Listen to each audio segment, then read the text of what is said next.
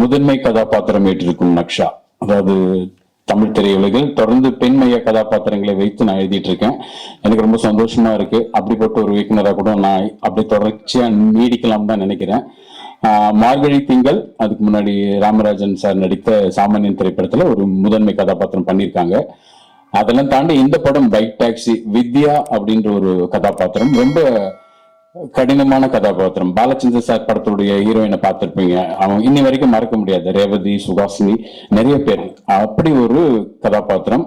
என்னைய பழைய ஃபீல்ட்ல சொல்றீங்கன்னு நினைச்சிடாதீங்க. 2024க்கு உண்டான ஒரு அப்டேட்டோட இப்ப இருக்கிற பெண்கள் எந்த அளவுக்கு அவங்க ரொம்ப ஒரு பயம் இல்லாம பாதுகாப்பா துருதுருப்பா இருக்காங்களோ அப்படி ஒரு பெரிய கதாபாத்திரம் இது. இந்த கதை அதுதான் நான் சொல்றேன். இந்த கதைக்கு முன்னாடி நக்ஷாவை நாங்க தேர்ந்தெடுத்ததுக்கான காரணம் அவங்களுடைய பெர்ஃபார்மன்ஸ் பார்த்திருக்கோம். 2 படங்கள் பண்ணியிருக்காங்க. இந்த படம் ஒரு தனியா கீர்த்தி சுரேஷ் அப்புறம் நம்ம சாய் பல்லவிக்கு நடிச்ச கார்கி அந்த மாதிரி முழு படத்தையுமே அவங்க தோளோடு தோல் சேர்த்து தாங்க போறாங்க. அதுக்கான மிகப்பெரிய வலிமை அவங்க கிட்ட இருக்கு. சோ இந்த திரைப்படத்தை பற்றி ஒரு சில வார்த்தைகள் முதன்மை கதாபாத்திரம் ஏற்றிருக்கும் வித்யா எனும் நக்ஷா சரணி பேச அழைக்கிறேன்.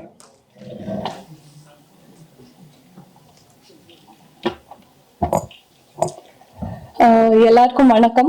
என் பேரு நக்ஷா சரண்.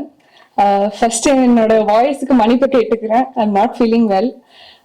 இங்க வந்திருக்க எல்லாரும், காளி வெங்கட் சார், வயப்பெரி சார், ரேனா ma'am, it's an honour to work with you ma'am. And press and media family, இங்க எங்களை சப்போர்ட் பண்றதுக்கு ரொம்ப ரொம்ப தேங்க்யூ. இதே மாதிரி கடைசி வரைக்கும் எங்களை சப்போர்ட் பண்ணுவீங்கன்னு நம்புறோம். டைரக்டர் சார் ரொம்ப ப்ரௌடா அவர் சொல்லிப்பாரு, ஐ ரைட் குட் விமன் கேரக்டர்ஸ்னு. I think it's his biggest asset. So அந்த ஒரு இதுல எனக்கு இந்த கேரக்டர் கிடைச்சது.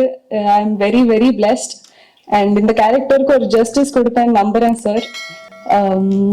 நிறைய டைம் எடுத்துக்கல. Thank you so much. I think once the project is done இன்னும் பேச வரேன். Thank you so much.